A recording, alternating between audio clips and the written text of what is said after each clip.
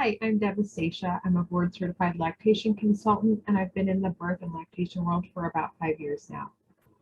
Today, I wanted to talk to you about the American Academy of Pediatrics revised 2022 breastfeeding policy. It appears AAP has finally caught up to the rest of the world, and I wanted to go through that policy with you today, get your, my reactions to it, first thoughts.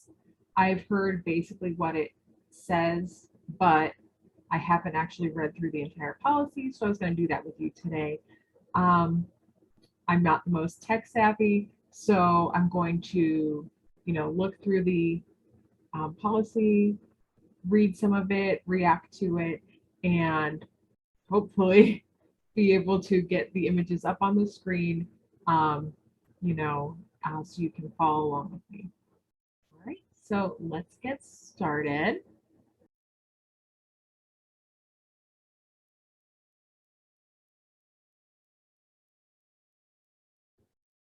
Okay, the report begins, breastfeeding and human milk are the normative standards for infant feeding and nutrition. The short and long-term medical and neurodevelopmental advantages of breastfeeding make breastfeeding or the provision of human milk a public health imperative. So basically they're saying whether you're feeding directly from your body or expressing milk, human milk is super important for babies' health and development. The American Academy of Pediatrics recommends exclusive breastfeeding for approximately 6 months after birth. And this has always been their recommendation. Previous recommendations were exclusive breastfeeding for the first 6 months of life, and then main source of nutrition is breast milk for the first year. They did not specify whether to continue past that, whereas the World Health Organization recommendations were always exclusive breast milk for the first 6 months, mostly breast milk for the whole first year, as breast milk is the main source of nutrition, and to continue breastfeeding or providing breast milk for 2 years and beyond, as parent and child both agree. So the AAP with this new policy has really just caught up with what the World Health Organization has been recommending for a long time. Let's see. Furthermore, the AAP supports continued breastfeeding along with appropriate complementary foods introduced at about 6 months, as long as mutually desired by mother and child for 2 years or beyond. These recommendations are consistent with those of the World Health Organization, WHO. Medical contraindications to breastfeeding are rare. The AAP recommends that birth hospitals or centers implement maternity care practices shown to improve breastfeeding initiation, duration, and exclusivity. So some of those things, those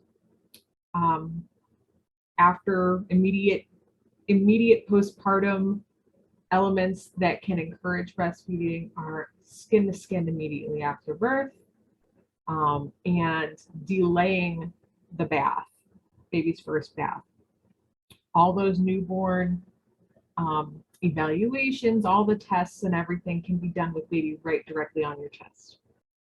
And Cleveland Clinic actually recently did a study that found delaying baby's first bath for the first 24 hours actually increased breastfeeding rates. So that is a great, piece of information to have. If you are expecting, then definitely advocate for yourself and your baby that you have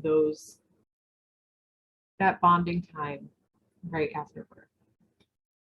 The Centers for Disease Control and Prevention, the Joint Commission monitor breastfeeding practices in U.S. hospitals. Pediatricians play a critical role in hospitals, their practices, and communities as advocates of breastfeeding, and thus need to be trained about the benefits of breastfeeding for mothers and children in managing breastfeeding. So I've said before, pediatricians, family doctors are not trained in breastfeeding the way that lactation consultants are, or even the way that lactation counselors are.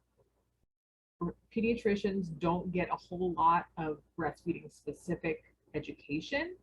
So I love that they are recommending that pediatricians get that information and act as advocates for breastfeeding.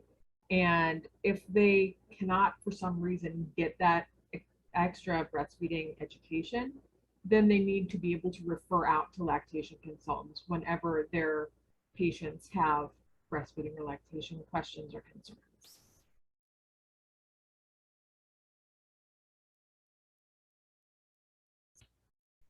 The report continues. Since the publication of the previous policy statement of the American Academy of Pediatrics on breastfeeding and the use of human milk, research and systematic reviews have continued to reinforce the conclusion that breastfeeding and human milk are the normative standards for infant feeding and nutrition. More than 80% of women initiate breastfeeding in the United States. Both federal and state laws protect a woman's right to breastfeed, as well as the right to breastfeed in public and to continue breastfeeding or to express milk in the workplace. With most women choosing to breastfeed, breastfeeding has been established as a cultural norm in the United States. I don't know that I agree with that. I mean, of course, breastfeeding should be the cultural norm because it is a normal biological function. However, there is still a lot of misinformation out there and a lot of people who don't support it, they don't understand it, and make lewd and rude comments about it. So, I mean, we'll keep reading and see if this gets any better. It seems a little tone deaf to me. Furthermore, breastfeeding or the provision of human milk should be considered the reference standard to which all forms of infant feeding are compared from a biological, medical, and scientific standpoint. Now, this I agree with. They should be using growth charts according to standards set by an average of breastfed babies, as opposed to comparing breastfed babies to formula-fed babies. That can really mess up parents a little bit and scare them unnecessarily. So I would like it to be breastfed infants to be the cultural norm, the standard to which um, normal biology is understood. The policy statement updates the recommendations regarding breastfeeding and serves as a reference for other AAP policy and publications that address breastfeeding and infant nutrition. An accompanying technical report provides the evidence and basis for the recommendations. The statement addresses infant feeding from a public health perspective. Feeding decisions go well beyond the provision of nutrition. Absolutely. You have to feed your babies. But whether you choose to give breast milk or to give formula is a very personal choice. And I don't know any parents that take that decision lightly.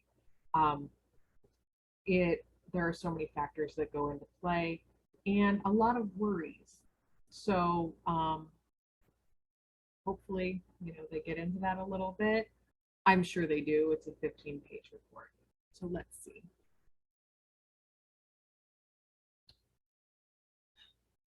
Breastfeeding itself is about far more than the nutrition provided to the growing child, but the relationship between parent and child. The goal of this policy is to support optimal health and nutrition for the child and mother and support parents in meeting their breastfeeding goals. Individual decisions about family feeding should be made by the family with their pediatrician's guidance. Absolutely. Talk with your doctor, meet with a lactation consultant, even if you're unsure while you're pregnant. If you're unsure about how you're going to feed your baby, meet with a lactation consultant ahead of time. Get your questions addressed. I would love to give even formula feeding parents advice. I have given formula feeding parents advice. A lot of people don't know that even if you plan to not give breast milk after you give birth, the milk is going to be there. You're going to have an abundance of milk after a couple of days, and you need to know what to do with that. So a prenatal breastfeeding class, even if you don't plan to breastfeed, is a great idea. All right, this section starts epidemiology. The average national breastfeeding initiation rate for the total U.S. population based on data from the birth cohort in the 2018 National Immunization Survey of the CDC is 83.9%. They could have made this a little simpler. Average national breastfeeding initiation rate in the U.S. as of 2018 is 83.9%, meaning 83.9% of people who have given birth are at least breastfeeding one time. This figure represents breastfeeding, not any breastfeeding, not exclusive breastfeeding. So even if people just nurse their baby just one time directly after birth, just so baby can get some colostrum, that's awesome. Every drop counts. And that's what they're counting here, at 83.9%. Healthy People 2020 indicators have been met or exceeded for initiation of any breastfeeding. Actual 83.9 or 83.9%.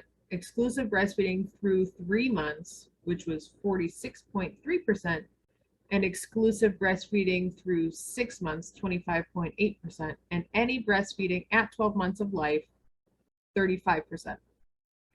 But not for 6 month rates of any breastfeeding, 56.7%. Most recent data indicated in parentheses, see table 1. So they do have a chart here. The target for increasing the proportion of infants who are breastfed exclusively through 6 months, the target, oh, they met that target.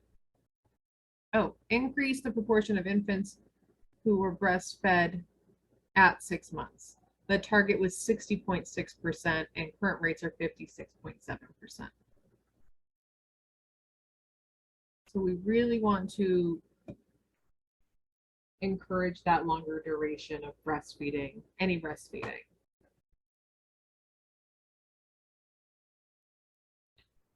Furthermore, 19.4% of these breastfed infants receive supplements of commercial infant formula in the first 48 hours after birth. The Healthy People 2030 goals for breastfeeding are to increase the proportion of infants exclusively breastfed for 6 months to 42.4%, and to increase the proportion of infants who continue to breastfeed for 12 months to 54.1%. So I'm curious if this is the reason the AAP has finally caught up to the World Health Organization and their recommendations. They're trying to increase that rate of babies that are breastfed for 12 months. So perhaps their idea is push that a little bit, push that to 2 years, push the goal ultimately to 2 years, like the World Health Organization already has, and see if that encourages parents to keep breastfeeding past 12 months, to make 12 months like the first goal. But really, I think,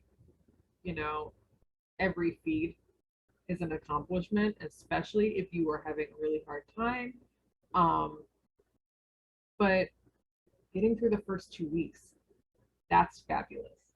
Getting through the first 2 months is another, celebration. And then, getting to 6 months, getting to 12 months, then getting to 18 months. Any bit should be a celebration. Any accomplishment you make should be celebrated because it's not easy. It takes up a lot of your life, a lot of your time, and a lot of your energy. Equity. Overall rates of breastfeeding obscure significant socio-demographic and cultural differences. For example, the breastfeeding initiation rate for non-Hispanic white and Hispanic populations are much higher than for non-Hispanic Black or African American population, with the non-Hispanic Asian initiation rates being the highest.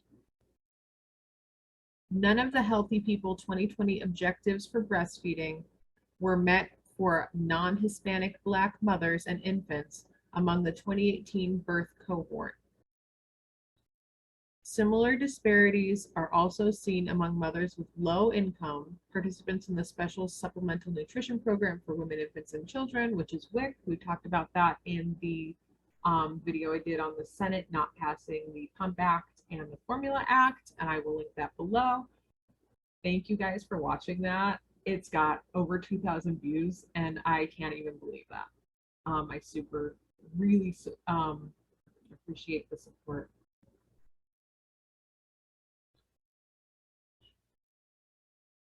Similar disparities are also seen among mothers with low income, so participants in WIC, younger women less than 20 years, and those with a high school education or less.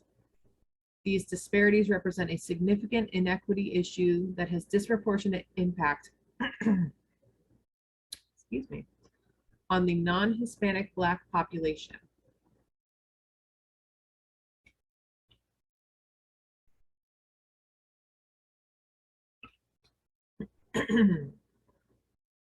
So something that they did not address here is the maternal mortality rate for Black mothers, which is so much higher than it is for white, non-Hispanic women, even when those socioeconomic factors are accounted for. So a college-educated Black woman is more likely to die in childbirth or from pregnancy complications than a white woman who doesn't even have a high school diploma. So there's a lot happening here that I feel like they are not really addressing. They're just presenting the data right now. Maybe they will address it. Let's see.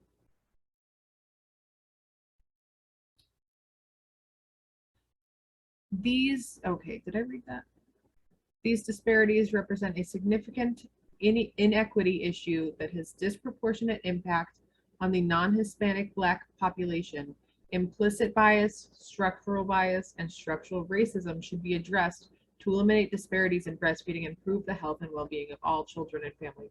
Yes, exactly. It's not just a cultural thing.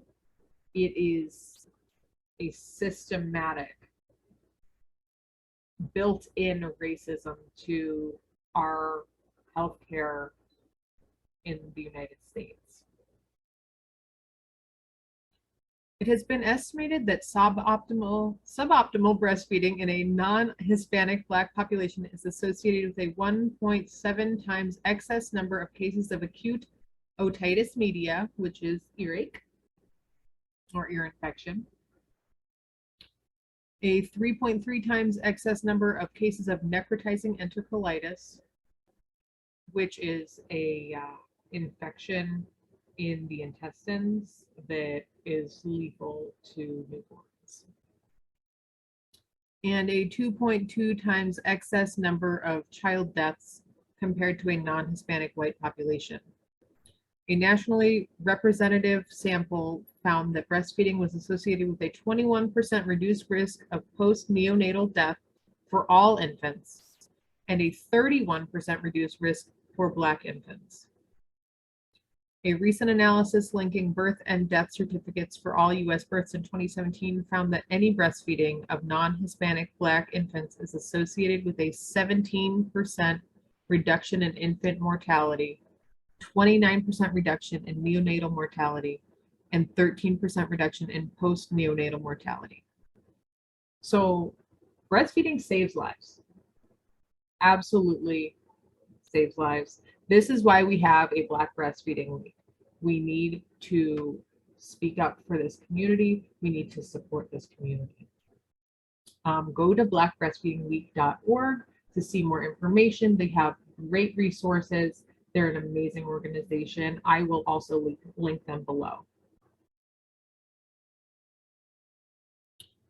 Targeted interventions have shown improvement in breastfeeding initiation and duration rates among those groups with lower breastfeeding rates. For example, implementation of the 10 steps to successful breastfeeding from the World Health Organization and United Nations Children's Fund has decreased the disparity in breastfeeding initiation between Black and white infants by 9.6%.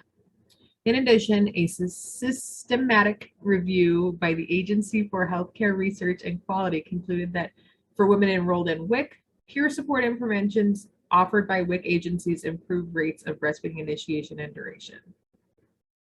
And I love that when I worked at WIC. I loved working with participants and encouraging them, and if they were struggling, having them come into clinic so I could give them one-on-one help, see what their issues actually were. Sometimes it's really hard to verbalize what you're struggling with, but having a lactation professional there with you to actually witness what's happening can be immensely helpful. So if you are struggling, please reach out to a lactation professional in your area to get one-on-one help in person, even telehealth if that's not possible. Just having that extra set of eyes who knows what they're looking at can really, really help. And it's worth it. Your goals are worth meeting, and you are worth supporting, and everything counts. Okay, exclusive breastfeeding. The AAP recommends exclusive breastfeeding for approximately 6 months. This recommendation is consistent with guidelines set forth by the World Health Organization, American College of Obstetricians and Gynecologists, American Academy of Family Physicians, and Canadian Pediatric Society. Good job catching up, AAP. Human milk has a unique composition with antimicrobial, anti-inflammatory, immunoregulatory agents, and living leukocytes, all of which contribute to the developing immune system of the child. So that's all the good stuff that helps kind of seed baby's gut, put that good bacteria in there, and also boost their immune system, give them all that germ fighting good stuff, the leukocytes, the antibodies that you make when you're ill, and everything that you have in you, even COVID vaccine, those antibodies that you have get passed through the breast milk to the baby to give them some element of protection, because when they're born, they have a very, very weak immune system. Studies and meta-analyses have confirmed the association of 6 months of exclusive breastfeeding with decreased rates of lower respiratory tract infections, severe diarrhea, otitis media, and obesity. The Pregnancy and Birth to 24 Months project of the U.S. Department of Agriculture concluded that complementary foods initiated earlier than 6 months offer no benefit to the breastfeeding infant in growth or iron status, but may be associated with an increased risk of overweight or obesity, especially if introduced before 4 months. So basically, don't feed your baby food before 6 months. They don't need it. It offers no benefit at all when they need to be getting all of their nutrition from breast milk or formula. There's no reason to give baby food before 6 months. They cannot properly digest the nutrients from it.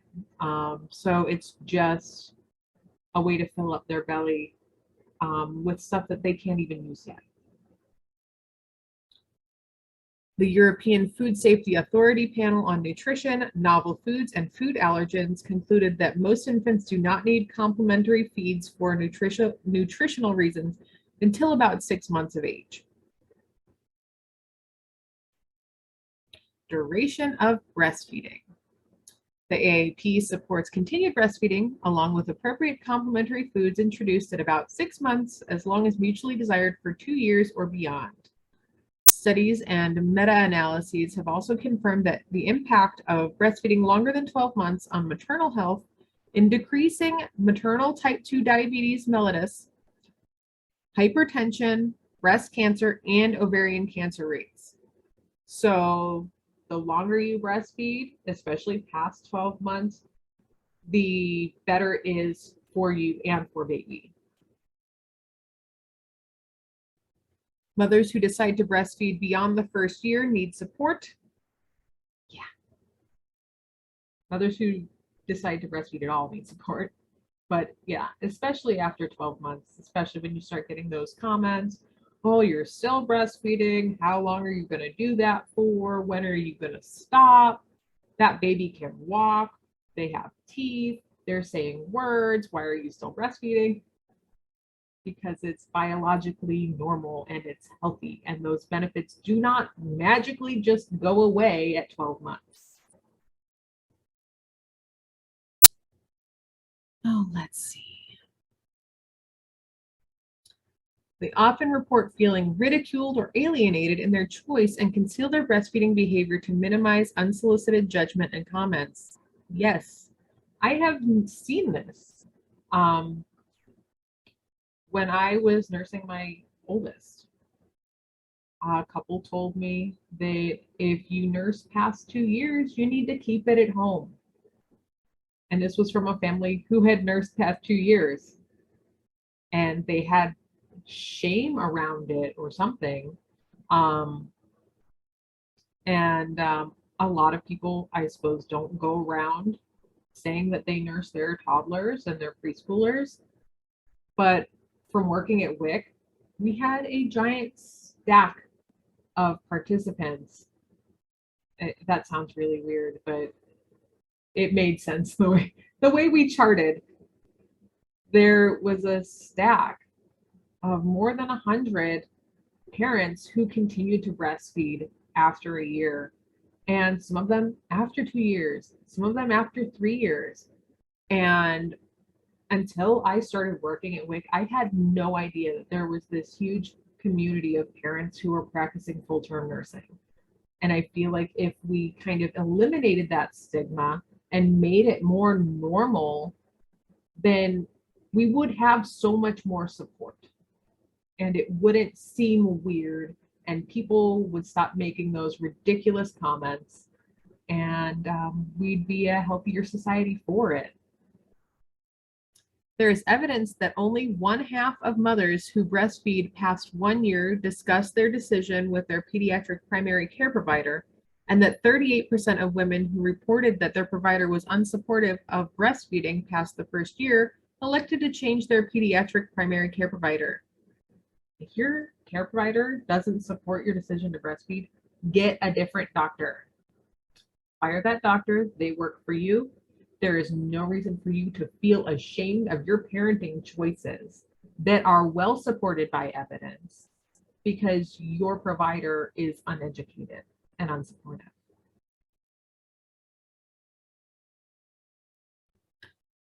Breastfeeding exclusively for about 6 months is an evidence-based recommendation in an individual counseling situation.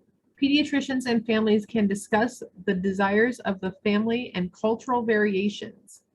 Pediatricians can review the importance of exclusive breastfeeding and ensure mothers and families are fully informed about their decisions, while at the same time engaging in non-judgmental conversations about the family's personal goals for breastfeeding. Exclusive or any breastfeeding is not always possible despite the best intentions, and these mothers and families need special support to overcome the disappointment that may accompany breastfeeding difficulties. Absolutely. Absolutely. It is not easy. I have had clients who desperately wanted to breastfeed, and because of structural differences in the breast or hormonal problems, they just could not produce very much milk. And it was heartbreaking for them. And we definitely need to support these families and not minimize their experience. Not to just say, well, you can just give formula, it's fine, because that is completely contradictory to everything that we're telling them. We're telling parents that breastfeeding is the best thing you can do for your baby. And while that might be true, it is true, but by saying that, you are kind of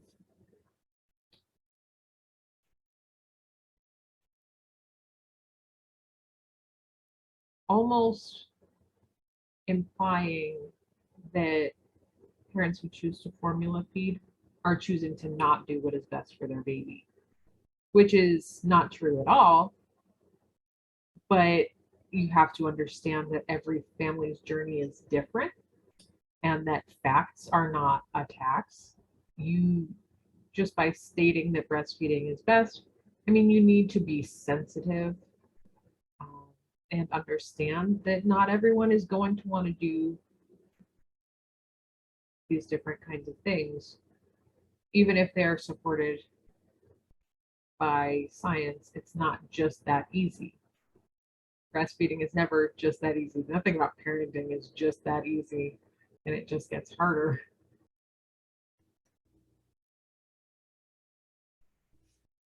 Outcomes. Extensive data confirm that many acute and chronic pediatric disorders, such as otitis media, acute diarrheal disease, lower respiratory illnesses, sudden infant death syndrome, which is SIDS, inflammatory bowel disease, childhood leukemia, diabetes mellitus, obesity, asthma, and atopic dermatitis occur less frequently among children who are breastfed as infants. Some of these outcomes may be secondary to the unique biological composition of human milk. Mothers who breastfeed experience lower risk of type 2 diabetes mellitus, breast, ovarian, and endometrial cancer, and hypertension. Okay.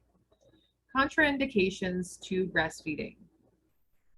Classic galactosemia in the infant is an absolute contradiction or contraindication to breastfeeding. Mothers in the United States should not breastfeed or feed expressed milk to their infants if they have HIV infection, human T-cell lymphotropic disease type 1 or type 2 infection, untreated brucellosis. That's a new one. I haven't heard that. Or suspected or confirmed Ebola virus disease. So that's just very few things. In other countries, it is not contraindicated to breastfeed if you are HIV positive because the benefits outweigh the risks in other countries. In the United States, we do have, for the most part, access to clean water and safe alternatives to feed babies, where in other countries they may not. Substances such as illicit opioids, cocaine, and phencyclidine are considered contraindications to breastfeeding because of their potential effect on infants' long-term neurobehavioral development. In most cases, it is preferable if mothers with prenatal opioid use initiate breastfeeding and practice exclusive breastfeeding to mitigate the impact of potential withdrawal on the newborn infant. Some newborn infants may also require pharmacological treatment, but maternal rooming in and continued breastfeeding is desirable. Both mothers and infants should be monitored closely throughout the hospitalization and in the outpatient settings for signs and symptoms of withdrawal and for appropriate infant weight gain. So that is something that I have had some experience counseling clients with, is when baby is born to a parent who is on Suboxone or methadone or other substances, particularly to treat addiction. It's much better for the baby to receive that breast milk with that medication in it, because otherwise the baby is going to have more severe withdrawal symptoms. And I think a lot of people don't understand that, particularly people who work in treatment centers specifically for women who may have recently given birth, kind of inpatient situations where they can have their baby with them. I have received calls asking questions about, is this safe? That's always your best bet. Contact a lactation professional to ask what medications are safe and under what circumstances for lactation. You can also call the Infant Risk Center hotline. I will also link, or I'll put the infant risk number in the description. That's always a great option. Give them a call. They have a wide database and they go off of this Medications in Mother's Milk book here, but it's more frequently updated, obviously, for the book. Also, the Mommy Meds app is a great free app that you can download to get that information yourself. Special considerations: infectious diseases. Most maternal infections are compatible with breastfeeding. Current evidence regarding emerging pathogens such as severe acute respiratory syndrome 2 and breastfeeding is available from the AAP. In most cases, breast milk provides antibodies and protection with little to no direct evidence of the virus causing infections to infants. Contact between the mother, other infected family members, and the infant potentially exposes the infant to respiratory secretions, so hand hygiene and covering the nose and mouth with a mask is recommended when the infected mother is breastfeeding directly. Updated guidance from the AAP and the CDC should be consulted. So basically this says, if you're sick, it's much better to keep nursing baby. That can give them some protection, as your body has already begun fighting the illness by the time that you get those symptoms. So those antibodies are already in your milk to give to baby.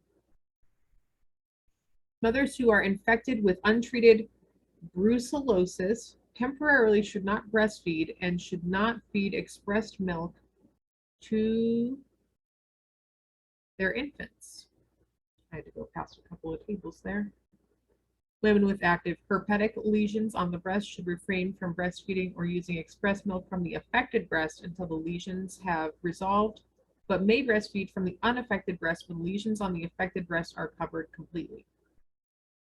So if you have a herpes outbreak on the nipple or the breast, try not to breastfeed from that side or feed the express milk. You do need to express that milk. So by hand expressing or pumping while baby's nursing on the other side, just make sure that those lesions are covered so that baby cannot come in contact with them while you're nursing on the unaffected side. Just keep that milk moving so you don't compound that issue by getting engorged, getting clogged ducts or mastitis. That would be terrible. Plus, keeping that milk moving is going to maintain your milk supply.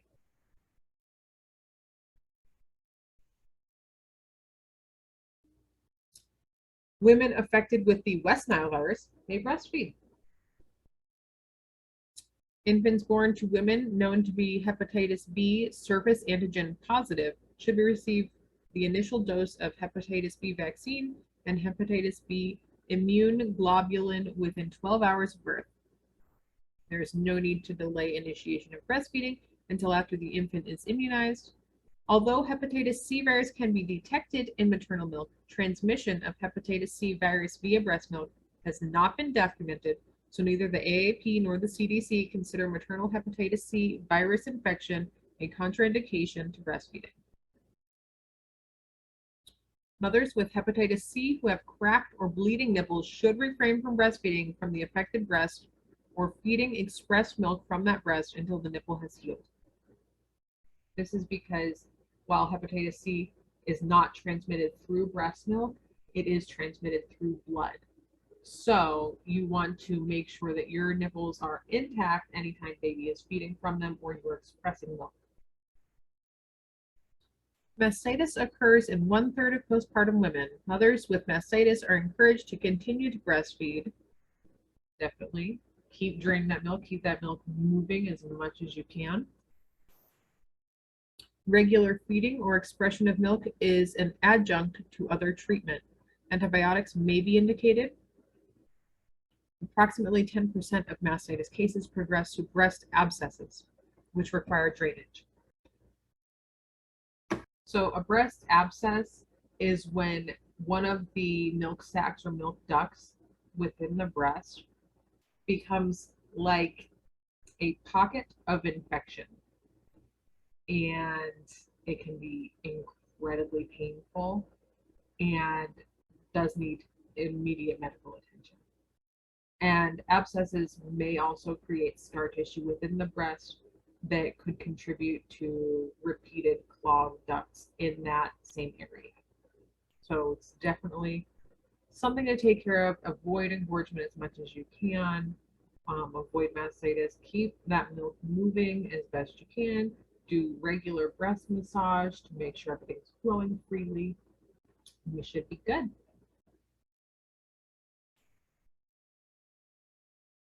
However, some people, just because of the composition of their milk, are more likely to experience mastitis. So just do the best that you can to manage it, get medical treatment if you have flu-like symptoms.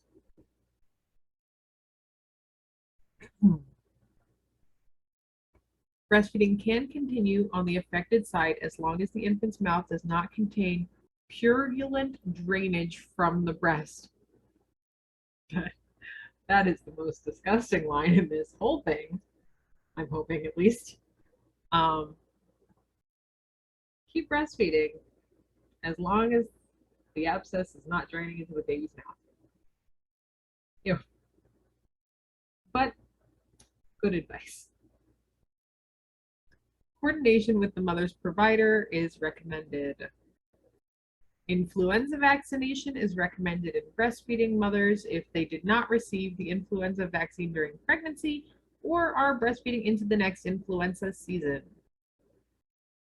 A pediatric infectious disease specialist or the AAP Red Book report of the Committee on Infectious Diseases should be consulted for current recommendations on breastfeeding and infectious diseases.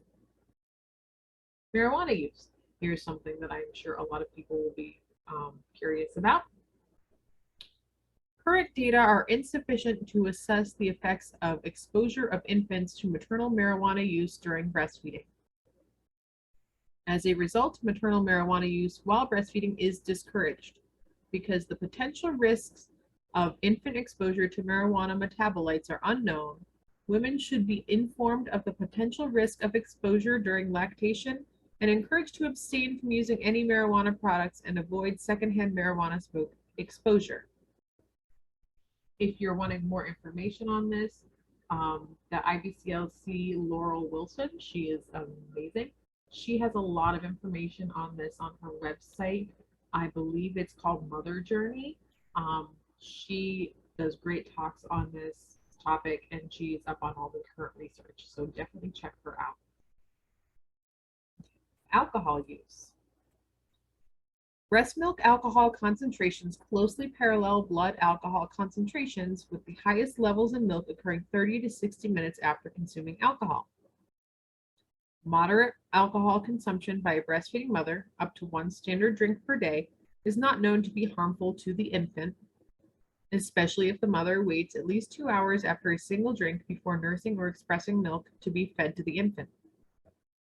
Moderate alcohol intake does not appear to affect breastfeeding duration.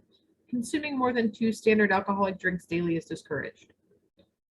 Alcohol or breast milk is a blood product, so that's why alcohol metabolizes out of breast milk at the same rate that it metabolizes out of your blood. So there's not generally a reason to have to pump and dump.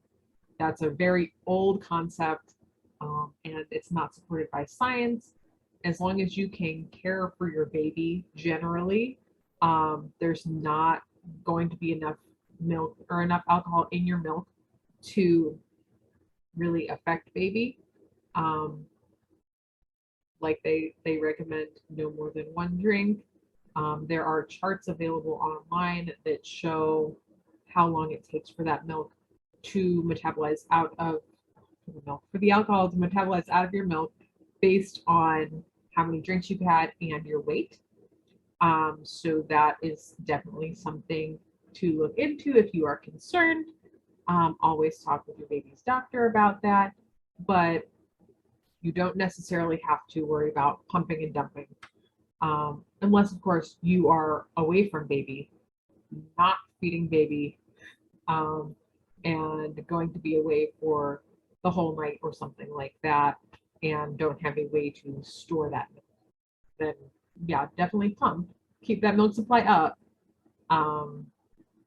but don't necessarily worry about having to dump the milk because of any alcohol being in it. Tobacco use. Breastfeeding mothers should be encouraged strongly to stop smoking and to minimize secondhand exposure.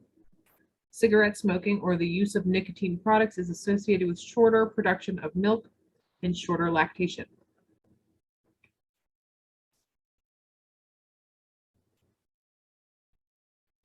In addition, exposure to secondhand smoke from either parent is associated with an increase in SIDS, asthma, and other respiratory illnesses.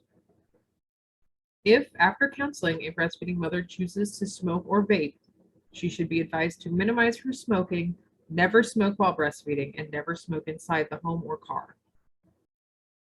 Because that smoke, if you're smoking in the car, even if your baby's not with you, that smoke is going to create like a layer of third-hand smoke on every surface in that car, and it's going to continue to smell and have harmful effects on baby and anyone else who's in your car.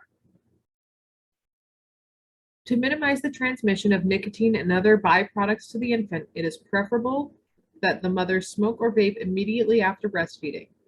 Nicotine cessation products may be used while breastfeeding. Maternal medications. This is where that Mommy Med app is going to come in handy. Look it up. If your doctor says it's not safe while breastfeeding, don't take their word for it. Take it to a lactation professional, call Infant Risk, look at the Mommy Meds app, call your local IBCLC. Ask them to look it up for you and see what the evidence actually says about using this certain medication during lactation. Most medications that women who are breastfeeding might take are compatible with breastfeeding. There are a limited number of agents that are contraindicated, and appropriate substitute usually can be found. The most comprehensive source of information regarding the safety of maternal medications when the mother is breastfeeding is the Drugs and Lactation database, LactMed, published by the National Library of Medicine and National Institute of Health, and it's available online. So LactMed used to also have an app. I don't know that they do anymore. So there is Hale's Meds online. So it's from the same book here, Dr. Hale's Medications in Mother's Milk, and Infant Risk Center also, maintains that same database. And it's very easily accessible. Radiologic procedures. This is another one that I get a lot of questions about. According to the American College of Radiology, the routine administration of gadolinium or iodinated contrast medium is not a contraindication to breastfeeding. IV contrast is not a contraindication to breastfeeding. I hear this all the time.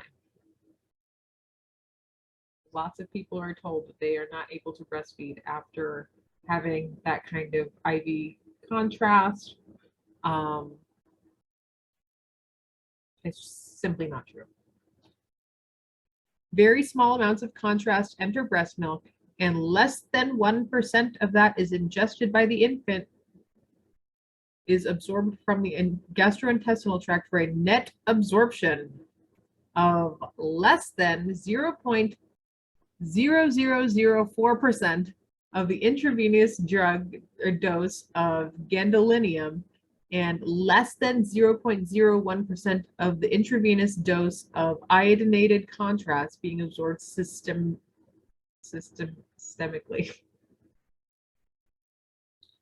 Mothers receiving these contrast agents do not need to stop breastfeeding and do not need to express and discard their milk.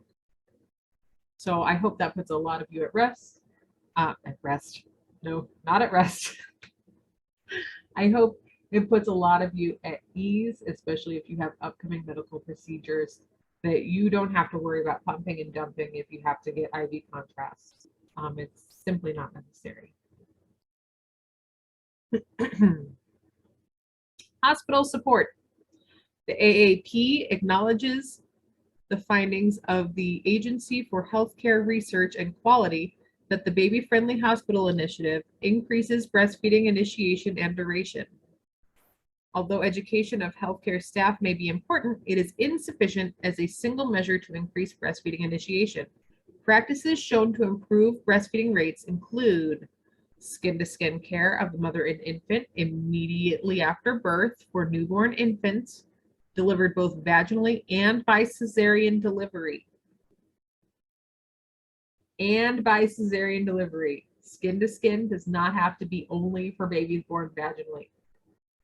Babies born via C-section or a surgical birth should be having that skin-to-skin with their mother as well, with their parent. Early skin-to-skin contact decreases the risk of hypoglycemia. Implementation of breastfeeding supportive hospital practices, including breastfeeding in the first hour after birth, exclusive breastfeeding, rooming in, breastfeeding on demand, avoidance of pacifiers, and information on breastfeeding support after discharge enabled women to be more successful at meeting their prenatal desire for exclusive breastfeeding.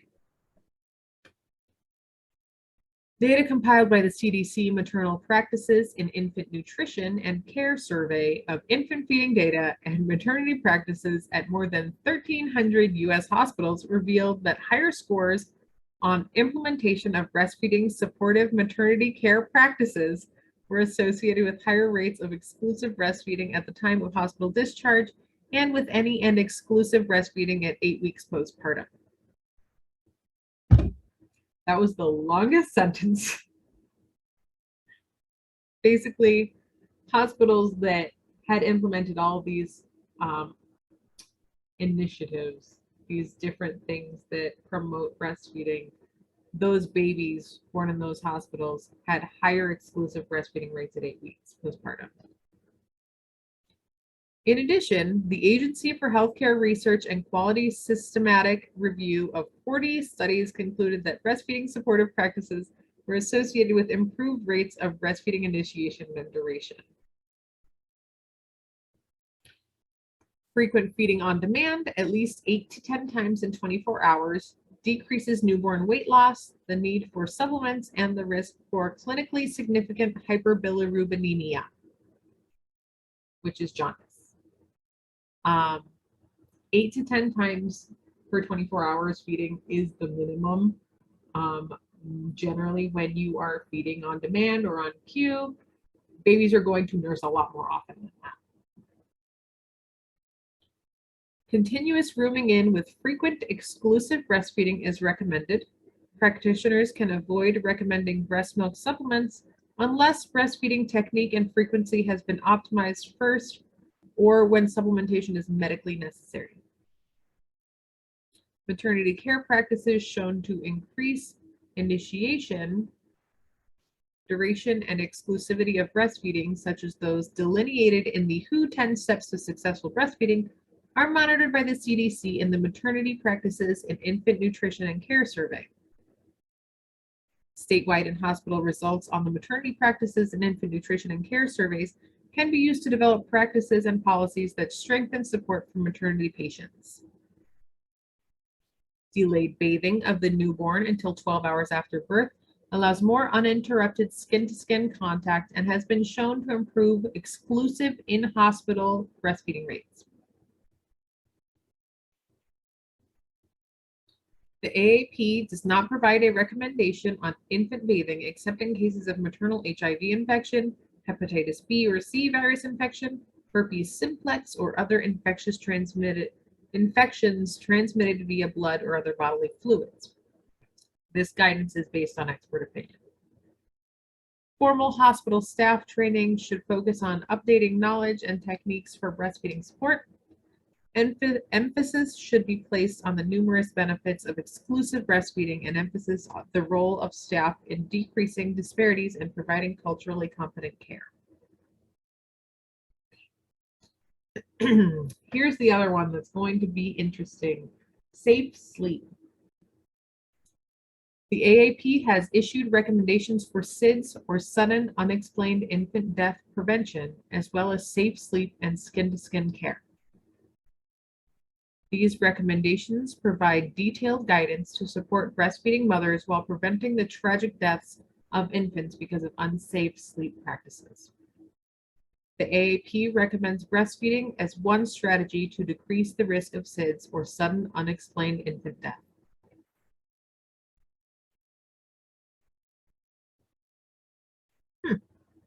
That's all they say. There's nothing more on that. Establishment of breastfeeding.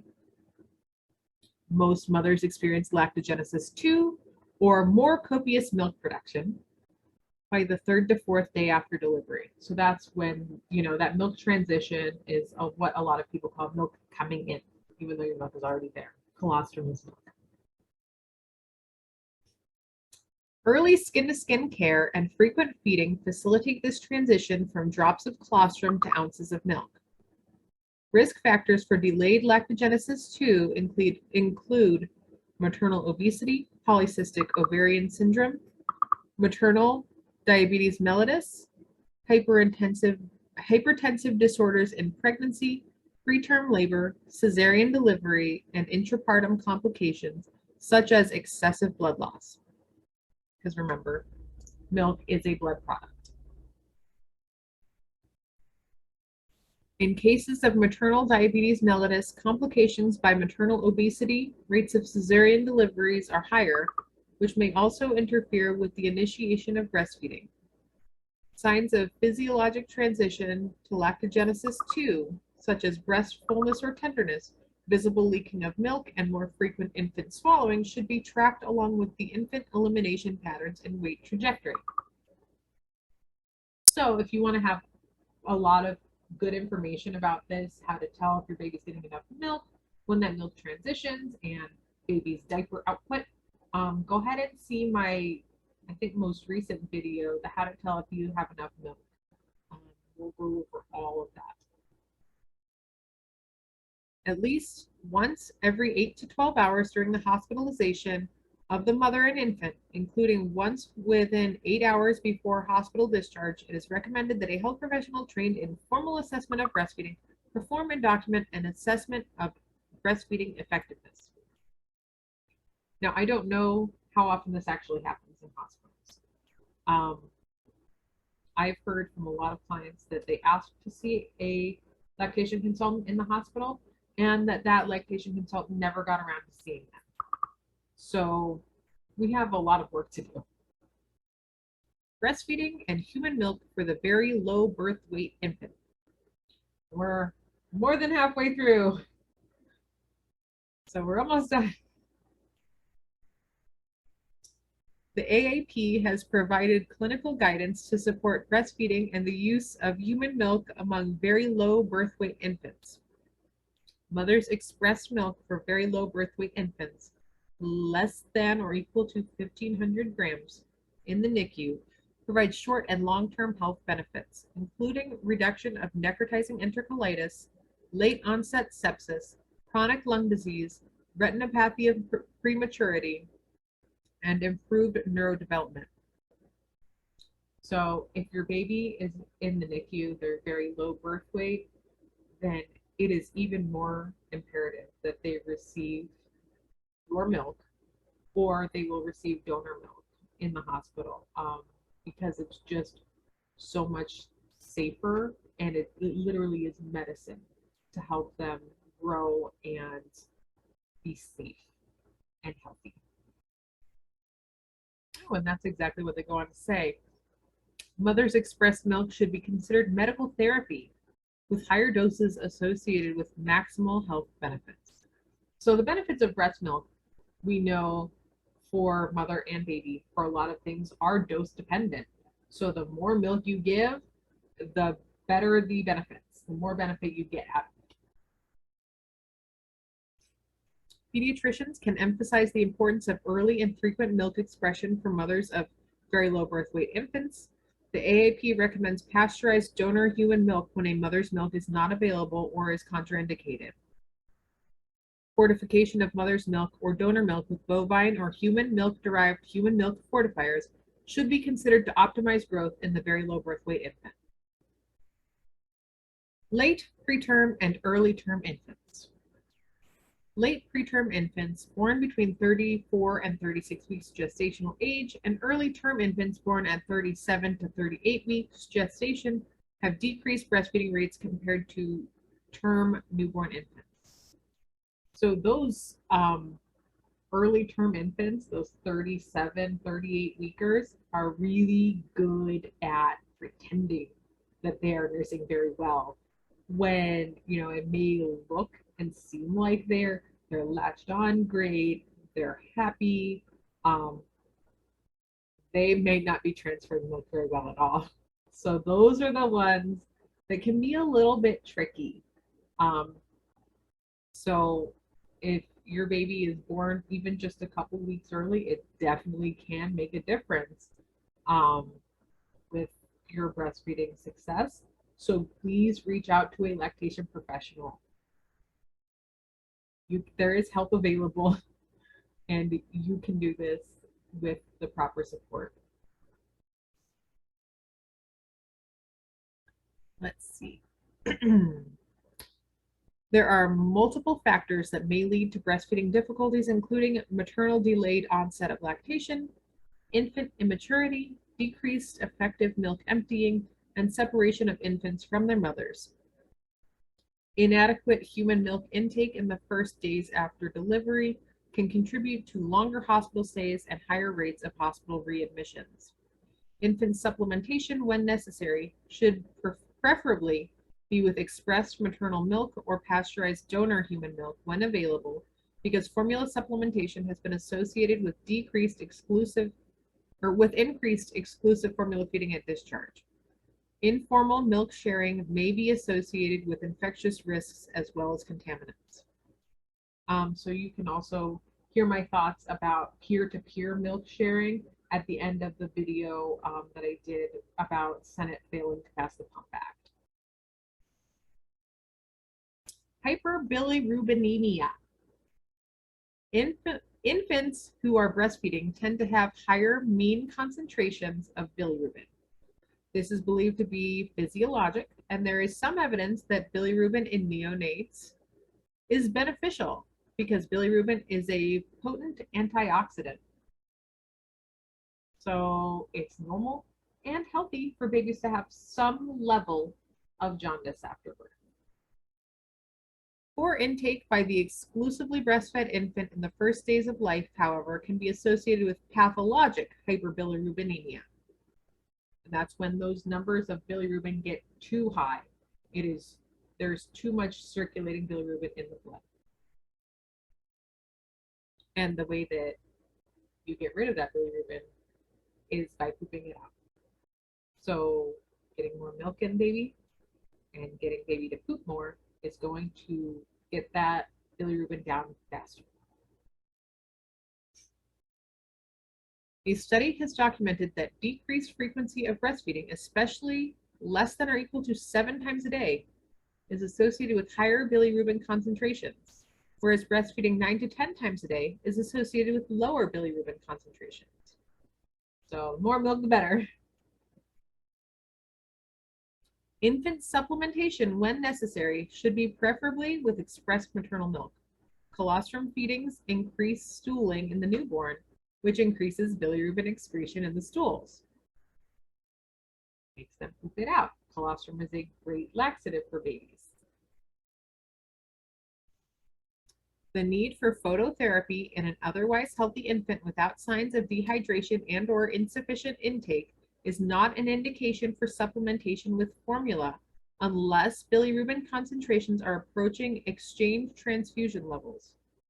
Infants requiring phototherapy benefit from remaining in close proximity to the mother to facilitate cue-based feeding and additional breastfeeding support. Some breastfed infants experience breast milk jaundice, a benign condition that may persist up to 3 months of age. The bilirubin is unconjugated and occurs in a healthy, thriving infant who is gaining weight appropriately and stooling frequently. No specific treatment is necessary. Adoption or surrogacy.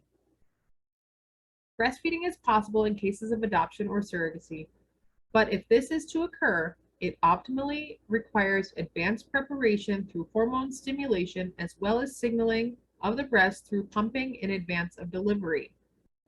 Mothers may produce at least a partial milk supply. Expressed milk or pasteurized donor human milk, if readily available and affordable, as well as infant formula, may be provided at the breast through use of a supplemental nursing system. Referral to a breastfeeding medicine specialist should be encouraged. Absolutely, if you are attempting to induce lactation or relactating, definitely work with a professional to make a plan that works for you and to assess the amount of milk that you have to determine the level of supplementation necessary.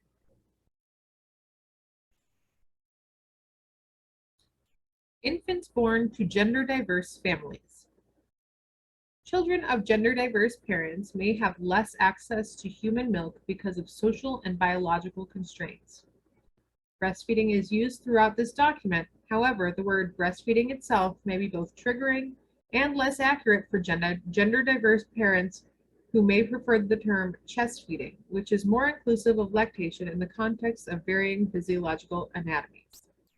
And I agree completely. I try to use inclusive terminology because I know not all parents who breastfeed or chest feed or feed human milk are women or mothers. Um, this document definitely makes it a little bit difficult because the term breastfeeding and mothers is used throughout. Um, but I aim to be an inclusive and supportive care provider for all genders and all types of families. Vitamin and mineral supplements.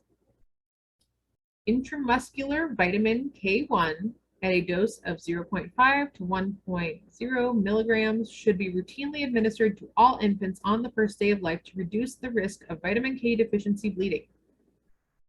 The dose may be delayed until after the first feeding at the breast.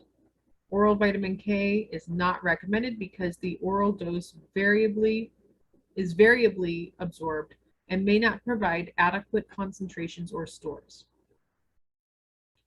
So I believe all infants in the US hospitals are routinely given the vitamin K shot at birth. I'm not sure if that's one that you are legally required to give, like the antibiotic IGU, but it generally is a policy, and you may have to sign an AMA to not provide that to your infant in the hospital. But Evidence-Based Birth has a great article on vitamin K, and um, generally the benefits of giving vitamin K outweigh the risks, and the AAP certainly is, for giving the vitamin K shot. You can never predict a brain bleed. Um, it may just happen just from the trauma of birth, and would rather be safe than sorry. Absolutely, with your babies. Um, Again, this is not medical advice. Um, just to make that clear, this is just my reaction and my knowledge base on the evidence that I have read and my personal experiences and what the AAP is recommending. Vitamin D deficiency or insufficiency and rickets has increased in all infants as a result of decreased sunlight exposure secondary to changes in lifestyle, dress habits, and use of topical sunscreen preparations. To maintain an adequate serum vitamin D concentration, all infants consuming less than 28 ounces of commercial infant formula per day routinely should receive an oral supplement of vitamin D 400 IU per day, beginning at hospital discharge and throughout breastfeeding. This recommendation applies to both exclusively and partially breastfed infants. An alternative strategy to vitamin D supplementation of the infant is to supplement the mother who is breastfeeding with 6,400 IU of vitamin D. Now, this is the first time I've seen that recommendation from a an organization like the AAP. I have seen that evidence presented before, but I haven't seen uh, an organization outright list that as an alternative. So I think that is amazing. A lot of parents don't want to give their babies vitamin drops every day, but would feel much more comfortable themselves taking a supplement. So that's a great alternative to discuss with your doctor. The AAP has published recommendations for supplementing iron in infants. More studies are needed, however, because delayed cord clamping has been shown to increase iron stores in healthy term newborn infants. So waiting immediately after birth to clamp and cut the umbilical cord, let all that blood from the placenta back into baby's body before cutting and clamping and cutting the cord can help increase baby's iron stores for several months. So you may not have to worry too much about iron supplementation. Again, another thing to discuss with your baby's doctor. Let's see. Preterm infants should receive both a multivitamin preparation and an oral iron supplement until they are ingesting a completely mixed diet and their growth and hematologic status are normalized. Complementary feedings. The AAP recommends exclusive breastfeeding for about 6 months. Complementary solids should be introduced at about 6 months for most infants. Foods rich in protein, iron, and zinc, such as finely ground meats, chicken, or fish, are good choices to complement the infant's diet of breast milk. Breast milk remains the major component of the infant's diet, as foods from the family's diet are gradually introduced with appropriate modification of texture and avoidance of added sugar and fat. So make sure that you are giving breast milk first before offering foods. Nursing or pumping and giving a bottle before offering solids is a great way to maintain your milk supply. An expert panel has advised peanut introduction as early as 4 to 6 months of age for infants at high risk of peanut allergy because of the presence of severe eczema and or egg allergy, but not until 6 months for infants with moderate or low risk. So only introduce those allergens under the guidance of your doctor if your baby is at high risk for those allergens. Not just willy-nilly, no risk that you know of, but you're just trying to be proactive. That is not going to necessarily decrease your baby's risk of allergies later on. The role of the pediatrician. I'm going to be very interested to see what this says. And it seems like it's a longer section, so we'll see. Okay. The AAP is cognizant that for women to be successful in achieving the recommended breastfeeding goals, significant societal changes are required. Pediatricians can play an important role in leading and advocating for societal changes that permit continued exclusive and direct breastfeeding, such as guaranteed paid maternal leave, flexible work schedules, including working from home, and on-site childcare. Additionally, public health interventions such as WIC incentives and environmental policies may provide opportunities to overcome structural barriers to breastfeeding. All of that. We need so much more support, and I find it very interesting that this updated guidance came out like the day after the Senate failed to pass the Pump Act that would allow for parents to continue expressing breast milk for 2 years postpartum, and would also expand that coverage to include like 9 million other parents who aren't currently protected by law, including salaried workers like teachers. Very interesting, and maybe too little too late. We'll see what happens next with the Pump Act, and hopefully that will be passed soon. I'm not sure. I'm not a lawyer. I'm not a legislator. I don't know the next steps. But I am hopeful that we can get those parents covered and that additional protection um, that parents desperately need in this country.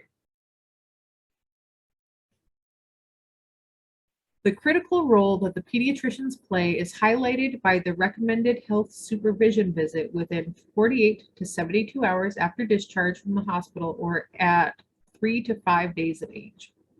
Pediatricians should discourage the use of non-medically indicated supplementation with commercial infant formula. That's very interesting. Um, Pediatricians should discourage the use of non-medically indicated supplementation with commercial infant formula. I wonder how that's going to play out, if it is going to play out at all. We know that it takes 10 to 15 years for policy to become actually implemented in healthcare. So I suppose we'll see. And I also wonder if that's going to affect how formula companies are received by pediatricians. Many breastfeeding problems may arise between 4 and 7 days after birth. The pediatrician needs to be able to assess the effectiveness of breastfeeding, manage common problems, provide guidance for preservation of the milk supply if supplementation is needed, and provide appropriate referrals. I agree, the pediatrician should be able to do these things. The problem is they don't have that education to be able to know how to preserve the milk supply and how to tell what the issues are with breastfeeding, if there are issues present, if it's actually a breastfeeding issue, if it's a milk transfer issue, if it's a milk supply issue. There is so much education that is needed. I hope the AAP recommends that pediatricians know when and who to refer out to, because we're supposed to be a healthcare team. It doesn't just take just a pediatrician. It takes a pediatrician. It takes sometimes dentists. It takes speech language pathologists. It takes lactation consultants. It takes doulas. It takes this whole team to really care for newborn families. And I think that is really the direction we need to go in order to really create the change that we need in this country. Pediatricians are ideally positioned to serve as breastfeeding educators and not solely delegate this role to staff or non-medical or lay volunteers.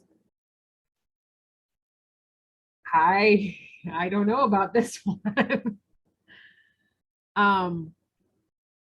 As a lay person, as a non-medical peer before I became an IBCLC, I already had a great deal of breastfeeding education and knowledge under my belt and was able to help these parents who had no luck with their pediatricians. So that's kind of not the nicest thing they could put there. Pediatricians' direct communication with families that breastfeeding is a medical and health priority can increase initiation, duration, and exclusivity. I agree with that part.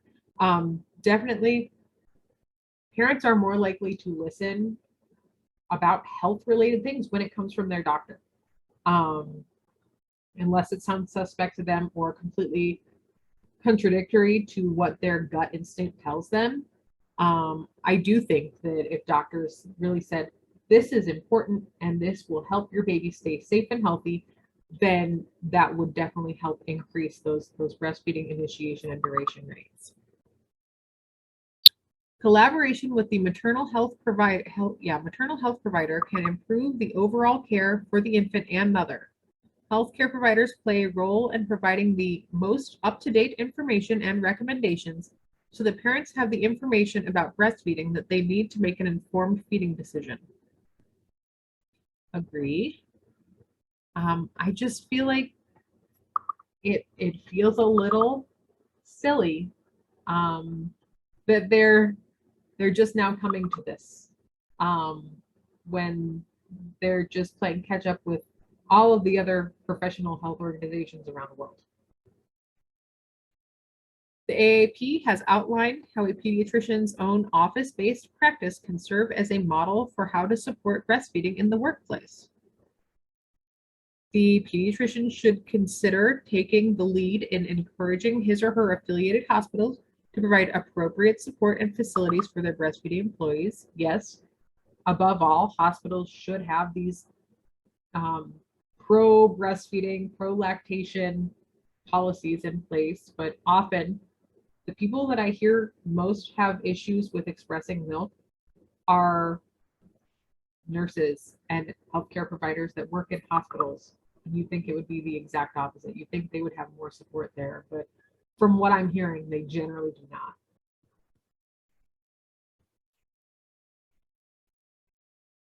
In addition, the pediatrician can work collaboratively with all members of the healthcare team to have maximal impact. Pediatricians can partner with lactation specialists or train office staff to provide effective breastfeeding counseling. Yes, employ lactation specialists, employ lactation consultants, employ lactation counselors. This should be part of every single well child visit in the baby's first year of life. Absolutely. It should just be normal, standard practice. Please, let's get that. Let's have that here. Okay, so then they summarize their key recommendations. So great. This is a good little step-by-step little summary here. And then we'll be all done. Key recommendations. The AAP recommends exclusive breastfeeding for about 6 months with complementary food introduction at about 6 months, and as mutually desired by mother and child, supports continued breastfeeding until 2 years or beyond. 2. The AAP recommends that birth hospitals or centers implement maternity care practices that improve breastfeeding initiation, duration, and exclusivity, such as those in the WHO 10 Steps to Successful Breastfeeding, as monitored by the CDC. 3. Pediatricians need to provide information so that parents can make an informed feeding decision. The parental feeding decision should be fully supported without pressure or guilt by any member of the healthcare team. Yes, yes to all of that. 4. Parents giving birth should be supported to breastfeed through early initiation of skin-to-skin contact and frequent breastfeeding with skilled lactation support readily available in maternity care facilities. Skilled lactation support available. That's what we need. 5. Pediatricians are encouraged to use current resources such as LactMed to provide guidance and avoid disrupting breastfeeding unnecessarily, even temporarily, because most maternal conditions, medications, and vaccinations are compatible with breastfeeding. They've said it so succinctly in their summary. I don't know why they had to have such ridiculous run-on sentences. But yes, yes to all of that. So many doctors will just like cover their butt by saying, yeah, you can't breastfeed. It's not safe for breastfeeding. You got to pump and dump without even bothering to look up the medication and its safety. So they need to do better. 6. Pediatricians need to be knowledgeable about the health benefits of breastfeeding and breastfeeding management and skillful in providing culturally congruent breastfeeding care. Pediatricians can implement breastfeeding supportive policies and practices in their offices and be ready to partner with community resources to improve breastfeeding support. Pediatricians and pediatric practices may consider partnering with lactation specialists to support breastfeeding parents and children. Yes, please, please, doctors out there, partner with lactation specialists. We would love to work with you. We would love to help you. 7. Pediatricians play a role in advocating for socially and culturally sensitive policies that support breastfeeding families and can work to address inequities in the delivery of care in the office, the hospital, and the community to eliminate disparities in breastfeeding. Pediatricians can assist parents who have given birth to preterm and other vulnerable infants to establish a full supply of milk by working with hospital staff to facilitate early, frequent milk expression. Pasteurized donor human milk is recommended for very low birth weight infants when the mother's milk is not available or as a supplement to the mother's milk. 9.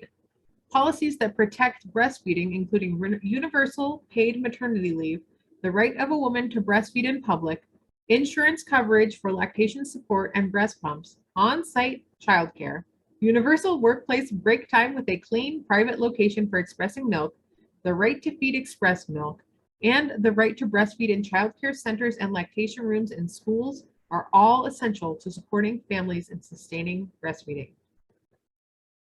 10. National breastfeeding rates through the age of 2 years should be tracked, and data should be stratified by known breastfeeding disparities by national public health infrastructure. These data should be stratified by race, ethnicity, and socioeconomic demographics for known breastfeeding disparities by states, local health departments, hospitals, and pediatric practices, because these data will inform areas that need improvement. Okay, so that was a lot. I hadn't planned on making this video because I thought, well, the AAP is just catching up to the rest of the world, to what the World Health Organization has always recommended.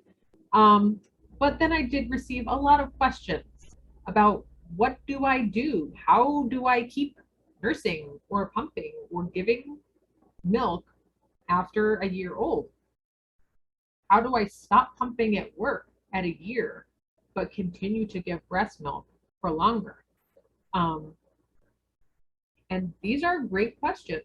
So I wanted to go through that and kind of give you a little rundown. Breastfeeding after a year is so different. There is an emerging theory that after a year or around the year mark or so, when you're breastfeeding an older baby, your milk stops being kind of produced constantly and it goes to more of an on-demand kind of milk making mechanism. So you would be actively making milk as baby is nursing and removing that milk. Now, this is just a theory so far. There's not much to prove this. It's just kind of a new kind of idea of how breastfeeding an older child works. So it is absolutely possible to stop pumping at work and continue to breastfeed. It is absolutely possible to wean down as the amount that you're breastfeeding and just save those special nursing occasions, like when you first wake up, nap time, bedtime, those middle of the night feeds, which are very normal, by the way. It is so normal and healthy and normal, again, for babies to continue to wake and feed through the night for the first couple of years. And even if they're not nursing, it is still normal for children to wake up in the middle of the night. I mean, my kids don't still wake up. Like my almost 6-year-old still wakes up sometimes once or twice a night. He's not still nursing. It is normal for babies and children to continue waking through the night for the first several years. So night weaning is not necessarily going to change that. If you plan to stop pumping at work at a year, and depending on your employer, they may be very strict about this because the law protects you for a year at this point. But your employer may allow you to continue taking your pump breaks. It just really depends. Every employer is very different, and they differ in their levels of support. So it's definitely a conversation to have. But if you choose to, or if you have to, stop pumping at work at a year, you want to gradually decrease those sessions leading up to when you plan to be fully done. So start by either cutting a session in half to decrease the amount of milk that you're removing at that session, or just completely remove one session. If you're pumping 3 times at work, just take one out and spread out the other 2 so that they're equally spaced. And then after a few days, you can go ahead and remove another session and just pump once during that day. And give your body some time to adjust. You may feel very full, but at 12 months, maybe you don't. Everyone is so different. So just do this as gradually as you can, but keep nursing at home as much as you'd like, as much as normal, and just kind of go with the flow. Your body will adjust. And remember, there's not something magical that happens at 12 months. Your milk isn't going to magically just plummet down to, just a little bit of milk. That decrease happens when baby starts eating more solid foods and nursing less often. So it should be very gradual. But as long as you keep removing milk, you'll keep making milk. Even if you're just nursing once or twice a day, that milk will still be there when baby needs it. Also, you may experience times where you have more milk because baby goes through a growth spurt or they get sick and so they're nursing more. All those things can boost your milk supply back up so you have a whole lot of milk again. So it's just, kind of one of those things where you just go with the flow. I find that nursing after a year is way lower pressure than nursing within the first year because baby's main food supply is not coming from your body. Baby's main food supply becomes that table food with that breast milk as kind of an insurance policy that baby is getting all these good nutrients that they still need by breastfeeding that can fill in any of the gaps that might be there from their toddler diet. So I think this video has been long enough. I'm going to wrap it up. Remember, again, this is not medical advice. I am a lactation consultant, but I am not your lactation consultant. So please talk with a medical health provider, a lactation consultant near you, your doctor, your baby's doctor, about any of the things that I have discussed here. You can even go to the AAP website, print out this policy, and take it to your pediatrician and discuss with them. But again, none of this is medical advice.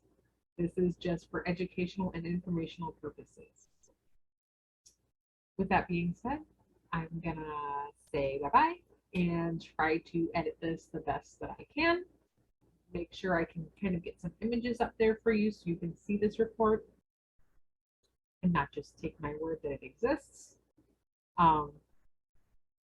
And if you like this, if it was helpful to you, if it was informational, you appreciate my advice at the end, any bit of it, leave me a comment below, like, subscribe, and share with your friends.